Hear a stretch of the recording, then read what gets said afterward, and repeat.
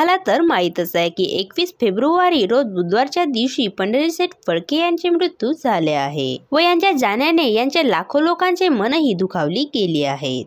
अशातच आता पंढरी शेठ फडके यांच्या अमाप धनसंपत्तीवरती लोकचर्चा करू लागली आहेत। तर पंढरी शेठ फडके यांनी आपल्या मृत्यूनंतर किती संपत्ती गाढ करून ठेवली आहे याबाबत आपण चर्चा करणार आहोत। जर तुम्हाला पण याबद्दल जाणून घ्यायचे असेल तर तुम्ही आमच्या व्हिडिओला शेवटपर्यंत नक्की बघा। मित्रांनो, पंढरी शेठ फडके हे महाराष्ट्र असोसिएशन बैलगाडा कमिटीचे एक अध्यक्ष होते व यांनी आपल्या वयाच्या 64व्या वर्षापर्यंत खूप जास्त लोकप्रियता मिळवली होती। पंढरी शेठ फडके यांना 1986 पासून बैलगाडाचा नाद वाटू लागला, त्यामुळे नंतर यांनी मोठे होऊन बैलगाडा या कम्युनिटीमध्ये भाग घेण्यास सुरुवात केली व हळूहळू यांना खूप जास्त लोकप्रियता पण मिळू लागली। पण नुकतेच आता 3 दिवसापूर्वी पंढरी शेठ फडके हा राजा माणूस आपल्यातून निघून गेला आहे आणि यांच्या जाण्यामुळे यांच्या लाखो लोकांचे मन सुद्धा दुखावली आहेत। परंतु अशातच आता पंढरी शेठ फडके यांच्या धनसंपत्तीबद्दल खूप लोक चर्चा करीत आहेत।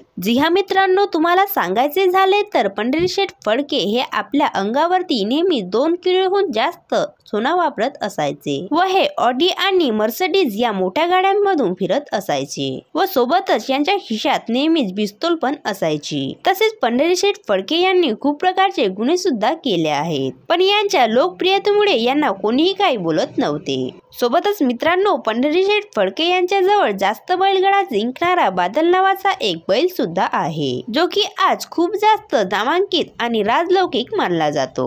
तसेच हल्ली यांच्या जवळ 40 ते 50 बैल सुद्धा आहेत व यांनी या बैलांना 10 ते 15 लाख रुपये देऊन स्वतःकडे घेतले होते। तर खरंच पंढरी शेठ फडके यांनी जवळजवळ 10 कोटी रुपयाची अमाप धनसंपत्ती सोडली आहे। तर मित्रांनो, पंढरी शेठ फडके यांच्या संपत्तीबद्दल तुम्हाला काय वाटते हे मला कमेंट्स करून नक्की सांगा व अशाच नवनवीन अपडेट बघण्यासाठी आमच्या YouTube चॅनलला सर्वात आधी सबस्क्राईब करा।